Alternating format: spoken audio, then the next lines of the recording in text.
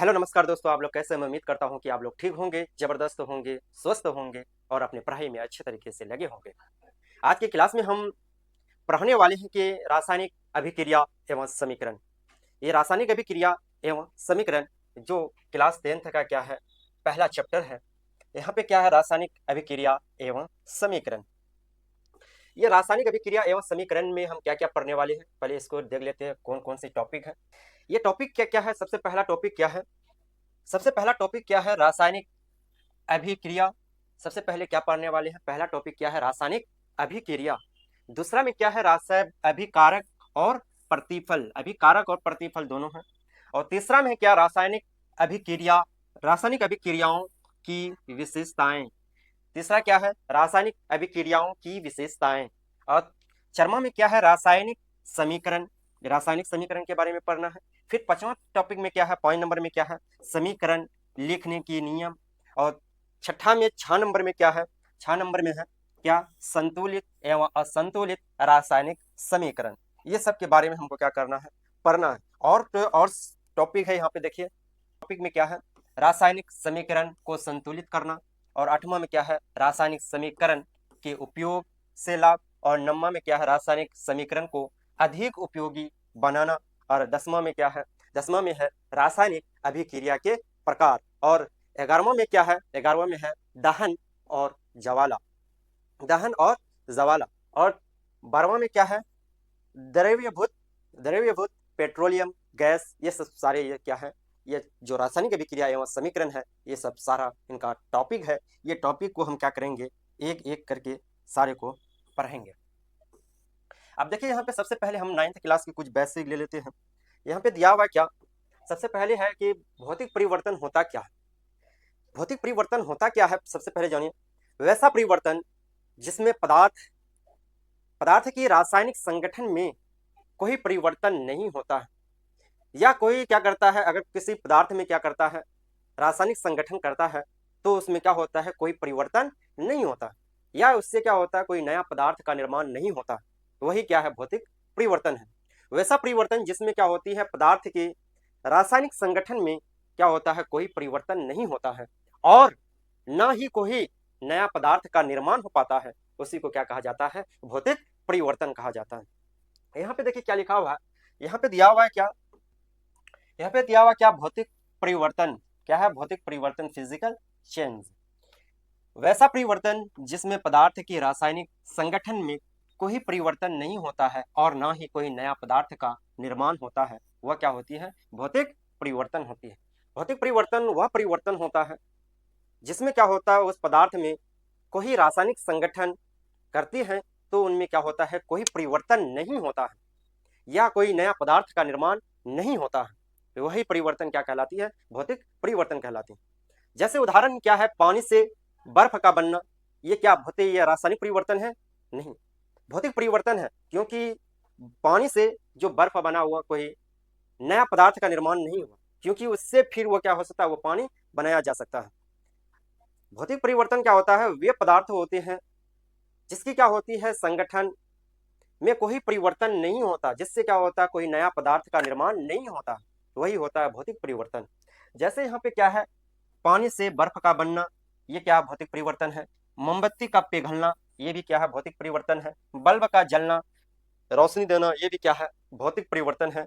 जैसे यहाँ पे देखिए, ये हो गया कैसे बर्फ बनता है, फिर कैसे हम क्या कर सकते हैं? पानी में लेकर आ सकते हैं। यहाँ ये पे देखिए, मोमबत्ती का पिघलना, ये बल्ब का जलना जलना, ये है सारे क्या है? भौतिक परिवर्तन है। अब इसके बाद हम देखते हैं यहाँ पे दिया हुआ क्या? रासायनिक परिवर्तन। रासायनिक परिवर्तन होता क्या? क्या है रासायनिक परिवर्तन? Chemical change. केमिकल चेंज क्या होता है? रासायनिक परिवर्तन क्या होता है? वैसा परिवर्तन जिसमें पदार्थ की रासायनिक संगठन, जिसके रासायनिक संगठन क्या होते हैं? बदल जाते हैं और एक नया पदार्थ का क्या करते हैं? निर्माण करते हैं।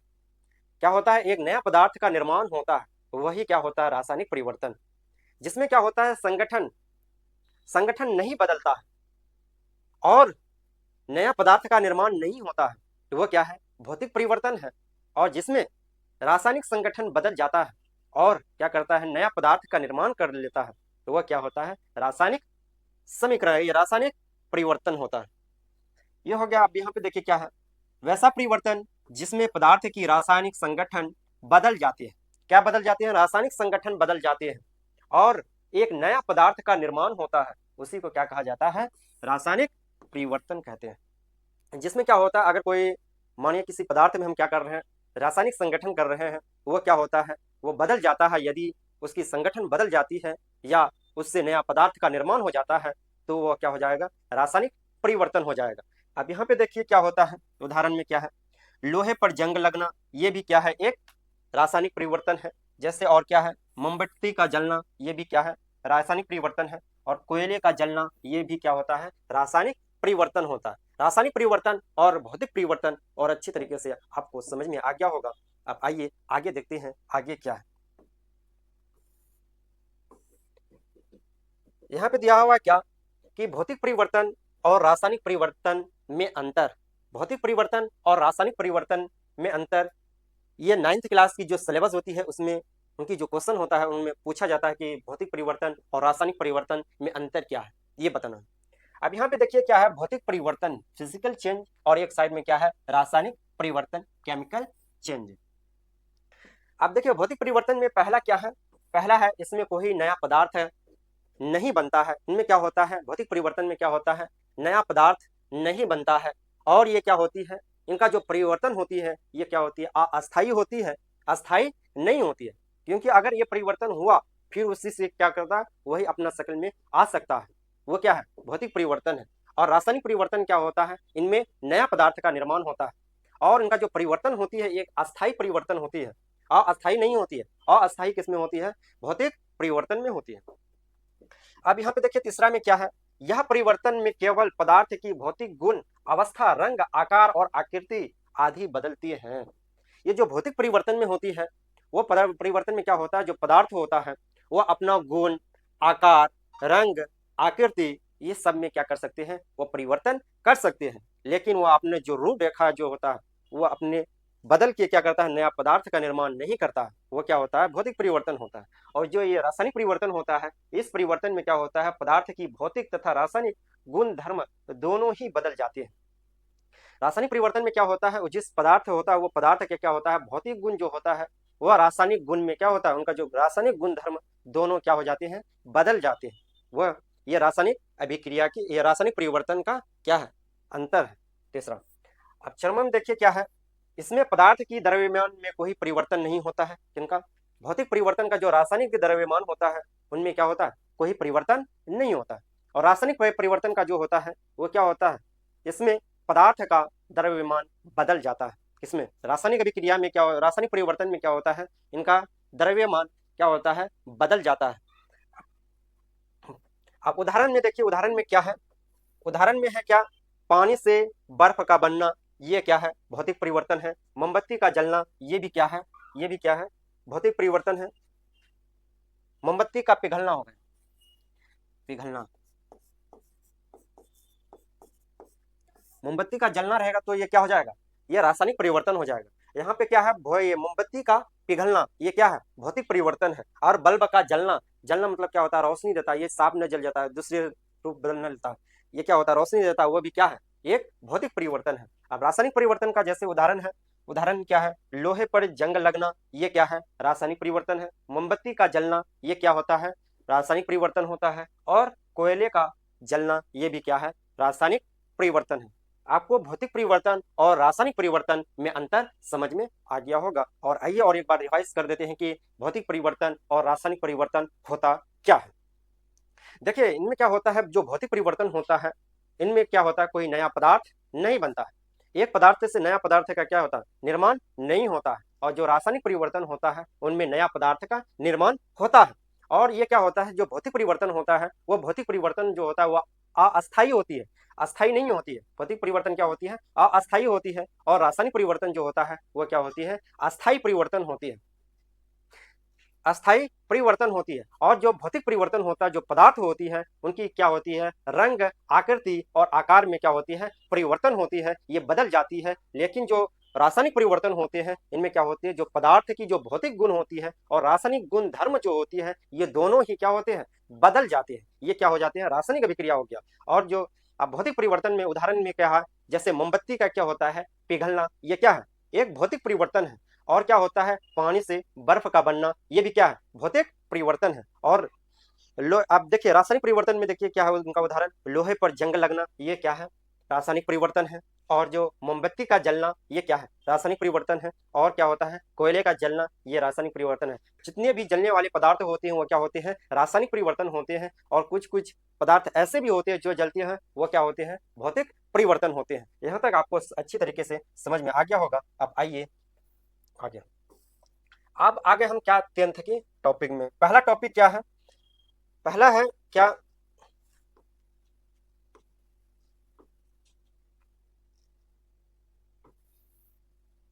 पहला में क्या है, रासायनिक अभिक्रिया होता क्या है। यह है कि रासायनिक अभिक्रिया होता क्या है, यह रासायनिक अभिक्रिया है।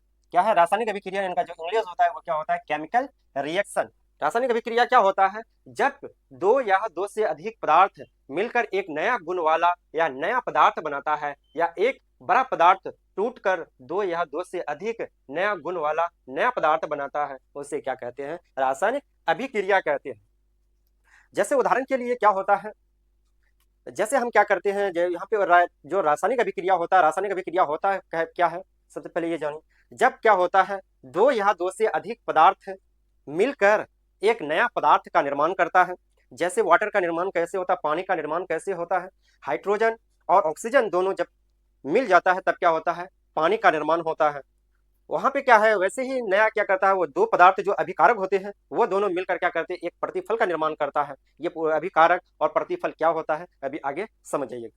ये पे क्या होता है, यहाँ पे दिया हुआ रासायनिक अभिक्रिया में, जब दो या दो से अधिक पदार्थ मिलकर क्या करता है, एक नया पदार्थ का निर्माण करता है, या एक बड़ा पदार्थ क्या करता है, टूटकर दो या दो से अधिक गुण वाला नया पदार्थ का क्या करता है, नया पदार्थ बनाता है, उसी को क्या कहा जाता है, रासायनिक अभिक्रिया कहा जाता है। अब देखिए यहाँ पे इनका जो एग्जाम्पल है, उदाहरण है, जैसे क्या है, हाइड्रोजन और ऑक्सीजन मिलकर क्या करता है, हाइड्रोजन डाइऑक्साइड बनाता है। जैसे क्या है, जैसे पानी जो बनता है, वो पानी कैसे बनता है, पहले क्या होता है, ऑक्सीजन लेते हैं, तब इसके बाद क्या करते हैं, हाइड्रोजन लेते हैं, हाइड्रोजन लेने ऑक्सीजन और हाइड्रोजन को जब मिलाती है तब क्या होता है, हाइड्रोजन डाइऑक्साइड बनता है। यही है, हाइड्रोजन डाइऑक्साइड को क्या कहा जाता है, पानी कहा जाता है। अब दूसरा एग्जांपल क्या है, सोडियम। दूसरा एग्जांपल है, सोडियम और ऑक्सीजन को जब मिलाती है तब क्या बनता है, सोडियम डाइऑक्साइड बनता है। क्या बनता है, जब सोडियम को हम क्या करते हैं, इस पर मिलाती हैं ऑक्सीजन के साथ, तब क्या बनता है, सोडियम डाइऑक्साइड बनता है। अब आगे देखिए तीसरा में क्या है, सोडियम और क्लोरीन को जब मिलाती हैं, मिलाने के साथ तब क्या बनता है, सोडियम क्लोराइड का क्या करता है, निर्माण करता है या बनाता है। जो सोडियम क्लोराइड होता है, वह सोडियम क्लोराइड ही क्या है, एक नमक है। नमक है, सोडियम जो क्लोराइड है वो क्या है, नमक होता है। यहाँ तक आपको समझ में आ गया होगा। आप आइए आगे क्या है, अब यहाँ पे देखिए कुछ उदाहरण है, जैसे क्या है, एक मैग्नीशियम है, मैग्नीशियम और क्या करते हैं, ऑक्सीजन को मिलाती हैं, तब क्या करता है, एक मैग्नीशियम ऑक्साइड का क्या होता है, निर्माण होता है। ये है, यही है, ये क्या है, रासायनिक अभिक्रिया है। ये क्या है, रासायनिक अभिक्रिया। जब मैग्नीशियम और ऑक्सीजन को क्या करते हैं, मिलाती हैं, तब क्या हमें क्या प्राप्त होता है, मैग्नीशियम ऑक्साइड प्राप्त होता है। और उसके बाद क्या होता है, जब कैल्शियम, कैल्शियम Ca, कैल्शियम का जो ये होता है सिंबल होता है, क्या होता है, Ca। और आयोडीन का क्या होता है, आयोडीन का I होता है, I2। जब ये कैल्शियम और क्या करती हैं, आयोडीन को मिलाती हैं, तब हमको क्या प्राप्त होता है, कैल्शियम आयोडाइड प्राप्त होता है, CaI2 प्राप्त होता है। ये हो गया क्या, ये रासायनिक अभिक्रिया का कुछ उदाहरण है। जैसे और एक क्या है, जैसे चूना पत्थर, चूना पत्थर जैसे CaCO3, जो कैल्शियम कार्बोनेट का जो रासायनिक नाम है वो क्या है, चूना पत्थर है। को गर्म करने पर क्या होता है, बिना बुझा हुआ कैल्शियम ऑक्साइड गैस बनती है। जब हम क्या करते हैं, कैल्शियम, ये कैल्शियम कार्बोनेट को क्या करते हैं, गर्म करते हैं, तो गर्म करने के बाद हमें क्या प्राप्त होता है, एक कैल्शियम ऑक्साइड और कार्बन डाइऑक्साइड, ये दोनों क्या होता है, प्राप्त होती है। ये जब पानी कैल्शियम और कार्बोनेट को हम गर्म करते हैं, गर्म करने के बाद ये क्या बनती है, कैल्शियम ऑक्साइड और कार्बन डाइऑक्साइड गैस बनती है। अब आगे देखिए, आगे क्या है, जब सिल्वर क्लोराइड, जब क्या करते हैं, सिल्वर क्लोराइड को सूर्य की प्रकाश में रखने पर वो क्या होती है, टूटकर, जब हम क्या करते हैं सिल्वर क्लोराइड को सूर्य की प्रकाश में रखते हैं तो वो क्या होती है, वह टूटकर सिल्वर और क्लोरीन क्या करता है, बनाता है। क्या बनाता है, जब सिल्वर क्लोराइड को हम क्या करते हैं सूर्य की रोशनी पर रखते हैं तो वह क्या होती है, वह अपने आप को तोड़ लेती है। किस किस में, एक होता है सिल्वर में और एक क्लोरीन में टूट जाती है।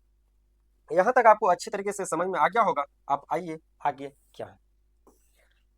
अब रासायनिक अभिक्रिया में क्या होता है, एक अभिकारक होता है और प्रतिफल होता है। अभिकारक होता क्या है और प्रतिफल क्या होता है, इनके बारे में जानना। अब देखिए यहाँ पे क्या है, अभिकारक।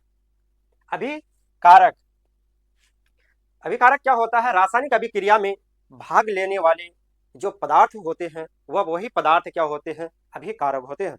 जैसे उदाहरण के लिए अभिकारक कौन कौन होता है, जैसे उदाहरण के लिए हम क्या करते हैं, H2 प्लस Cl2 को हम मिलाते हैं तब हम क्या होता है, HCl प्राप्त होता है। ये जो हाइड्रोजन और क्या होता है, क्लोरीन, ये दोनों जब मिलता है, यही क्लोरीन, हाइड्रोजन और क्लोरीन, यही क्या है, अभिकारक है। ये क्या है, अभिकारक, यही है, ये क्या है, अभिकारक। ये वाला क्या है, अभिकारक है। और ये जो ऐसा ये वाला जो ये HCl है, ये HCl क्या है, प्रतिफल है।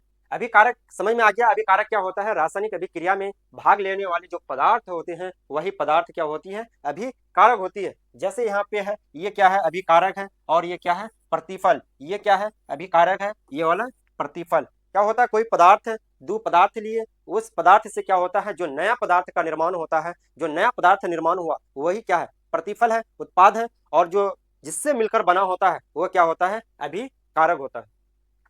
अब यहाँ पे क्या, प्रतिफल और उत्पाद। प्रतिफल उत्पाद क्या होता है, रासायनिक अभिक्रिया में, अब रासायनिक अभिक्रिया करने के बाद क्या होता है, फलस्वरूप बनने वाले जो नए पदार्थ होते हैं वही क्या है, प्रतिफल है। प्रतिफल कौन है, तो जिससे क्या होता है, जो रासायनिक अभिक्रिया हुआ उस रासायनिक अभिक्रिया के फलस्वरूप जो नया पदार्थ निर्माण हुआ वही पदार्थ क्या है, प्रतिफल है, उत्पाद है। जैसे यहाँ पे है, ये हाइड्रोजन और क्लोरीन है, ये हाइड्रोजन और क्लोरीन क्या है, ये अभिकारक है, ये क्या है, अभिकारक है। और ये वाला हिस्सा है जो HCl है, ये क्या है, ये प्रतिफल है। ये क्या है, ये वाला क्या है, प्रतिफल। ये हो गया प्रतिफल, ये वाला हिस्सा प्रतिफल, और ये क्या है, अभिकारक है, ये हो गया अभिकारक। समझ में आ गया, अभिकारक और प्रतिफल में अंतर अच्छी तरीके से समझ में आ गया होगा। अब आइए हम आगे बढ़ते हैं।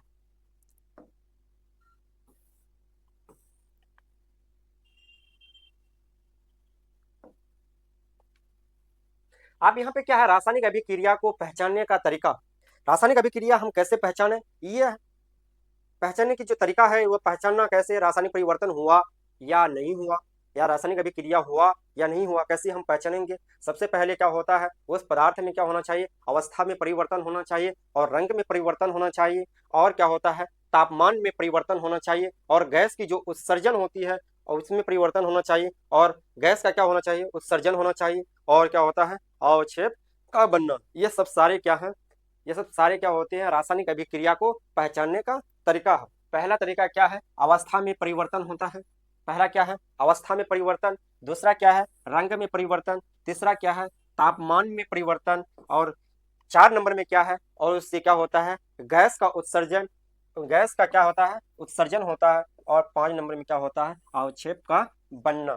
ये सब सारे जो प्रक्रिया, अगर पांचों प्रक्रिया हो रहा है तब वो क्या होता है, रासायनिक अभिक्रिया हो रहा है।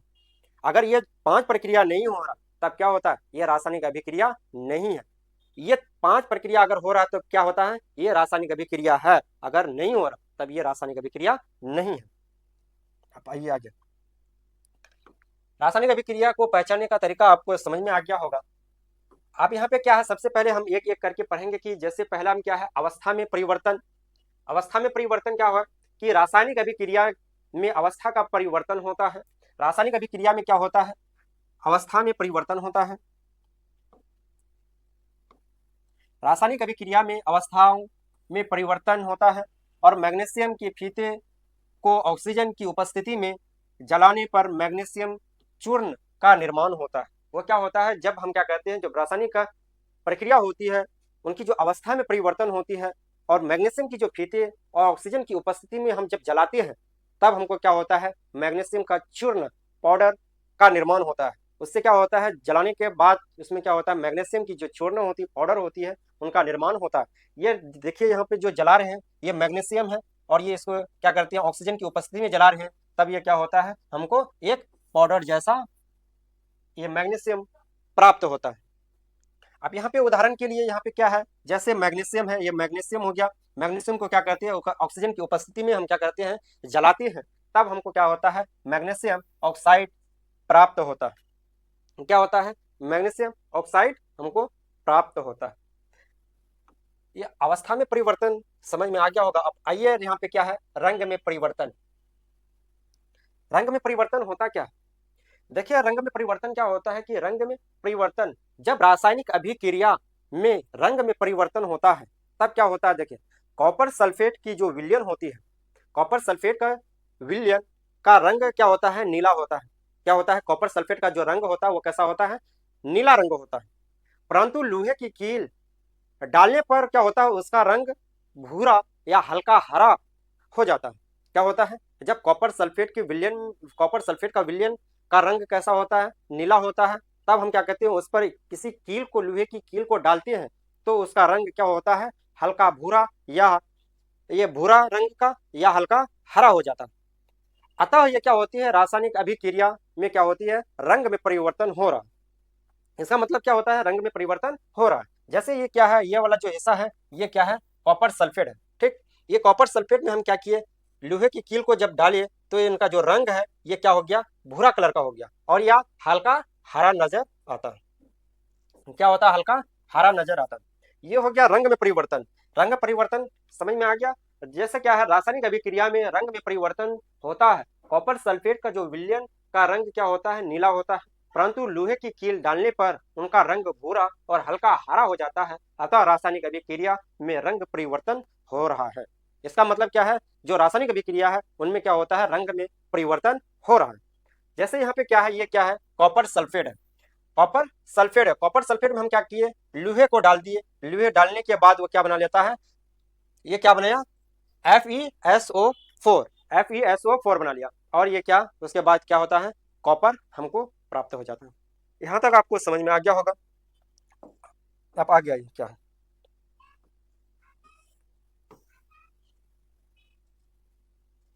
अब क्या है, तापमान में परिवर्तन। क्या है, तापमान में परिवर्तन। तापमान में परिवर्तन क्या होता है, रासायनिक अभिक्रिया में क्या होता है, ताप का परिवर्तन होता है। रासायनिक अभिक्रिया में क्या होता है, तापमान में परिवर्तन होता है, ताप में परिवर्तन होता है। तनु, ये हम क्या कहते हैं, उदाहरण के लिए जैसे क्या है, तनु सल्फ्यूरिक अम्ल में दानेदार जिंक डालने पर उनकी जो पात्र होती है, जो तनु सल्फ्यूरिक अम्ल की जो पात्र है, उनमें दानेदार जिंक गर्म हो जाता है। जिंक डालने पर क्या होता है, वो पात्र गर्म हो जाता है। गर्म होने के बाद अतः वो क्या होती है, उनमें तापमान में क्या होता है, परिवर्तन होता है। देखिए तापमान में परिवर्तन क्या होता है, रासायनिक परिवर्तन में ताप में क्या होता है, परिवर्तन होता है। जैसे सल्फ्यूरिक अम्ल, तनु सल्फ्यूरिक अम्ल में दानेदार जिंक डालने पर उनका जो पात्र होती है, वह पात्र क्या होती है, गर्म हो जाती है। अतः हमको इसमें क्या समझ में आया कि जो रासायनिक अभिक्रिया है, उस रासायनिक अभिक्रिया में ताप में क्या हो रहा है, परिवर्तन हो रहा है। आप उदाहरण के लिए यहाँ पे क्या है, उदाहरण के लिए जैसे यहाँ पे क्या है, कैल्शियम ऑक्साइड है। कैल्शियम ऑक्साइड है, उस पर क्या करती हैं, पानी मिलाती हैं। तो पानी मिलाने के बाद हमको क्या होता है, कैल्शियम हाइड्रो ऑक्साइड प्राप्त होता है, और उसके साथ साथ क्या होती है, उससे उष्मा क्या होता है, रिलीज होता है, निकलता है। ये इसका अर्थात ये हमको समझ में आया कि जो रासायनिक परिवर्तन होता है, वह रासायनिक परिवर्तन में ताप का परिवर्तन हो रहा है। अगर इससे क्या होता, उष्मा नहीं निकलती, तब हम समझ जाते कि जो रासायनिक अभिक्रिया है, यह रासायनिक अभिक्रिया में परिवर्तन नहीं हुआ। अब आइए ताप में परिवर्तन समझ में आ गया। अब 4 नंबर में क्या है, गैस का उत्सर्जन। क्या होता है, रासायनिक अभिक्रिया में गैस का क्या होता है, उत्सर्जन होता है। अगर रासायनिक अभिक्रिया में गैस का उत्सर्जन हुआ, तब हम समझ जाते हैं कि यह रासायनिक अभिक्रिया है। क्या है कि गैस का उत्सर्जन, रासायनिक अभिक्रिया में गैस का उत्सर्जन होता है। रासायनिक अभिक्रिया में क्या होता है, गैस का उत्सर्जन होता है और तनु सल्फ्यूरिक अम्ल में दानेदार जिंक पर जब हाइड्रोजन गैस क्या करते हैं, जब तनु सल्फ्यूरिक अम्ल में दानेदार जिंक डालने पर क्या होती है, हाइड्रोजन गैस बाहर निकलती है। क्या होती है, हाइड्रोजन गैस उससे बाहर निकलती है। गैस क्या होती है, बाहर निकलती है। यही है क्या है, गैस का उत्सर्जन। जैसे क्या होता है कि रासायनिक अभिक्रिया में आमतौर पर क्या होता है, गैस का उत्सर्जन होता है। उत्सर्जन कैसे हुआ, जैसे हम क्या करते हैं, तनु सल्फ्यूरिक अम्ल में दानेदार जब जिंक डालती है तो उस दौरान क्या होती है, हाइड्रोजन गैस रिलीज होती है, उससे क्या होती है, बाहर निकलती है। यहाँ पे वही बात है, ये उदाहरण है। जैसे ये क्या है, जिंक है। जिंक को हम क्या करते हैं, तनु सल्फ्यूरिक अम्ल में डालते हैं, तब ये क्या बनता है, ये बनता है जिंक सल्फेट बनता है। और जिंक सल्फेट बनने के साथ साथ क्या होता है, हाइड्रोजन गैस क्या होती है, बाहर निकलती है। यहाँ तक समझ में आ गया होगा। ये हो गया सल्फ्यूरिक एसिड और ये पानी हो गया। और ये क्या है, ये जो पाउडर है इनका जो जिंक है, ये जिंक को हम क्या करते हैं, जब तनु सल्फ्यूरिक अम्ल में डालते हैं तब क्या होता है, उससे हाइड्रोजन गैस निकलती है। यहाँ तक आपको अच्छी तरीके से समझ में आ गया होगा। अब आइए 5 में क्या है, अवक्षेप का बनना। क्या है अवक्षेप का बनना।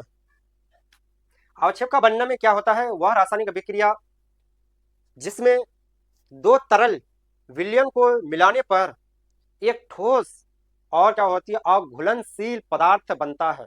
क्या होता है, उसमें अघुलनशील पदार्थ बनता है जो विलयन से, जो क्या होता है, विलयन से अलग होकर नीचे क्या होती है, बैठ जाती है। वही क्या होता है, अवक्षेप होता है।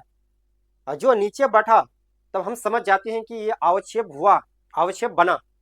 ये देखिए यहाँ पे क्या होता है, माने किसी गैस को हम डालते हैं, जैसे क्या है, AgNO3 जब हम पानी में डालते हैं तो वो क्या होता है, वो एक ठोस पदार्थ बन जाता है। ये क्या होता है, पानी में तो घुलता नहीं है, उस तरल विलयन में नहीं घुलता है। वो क्या होता है, वह विलयन में नीचे बैठ जाती है। वही वही नीचे जो बैठा वो क्या है, अवक्षेप। वही क्या है, अवक्षेप है। इसका मतलब क्या होता है कि अवक्षेप बना।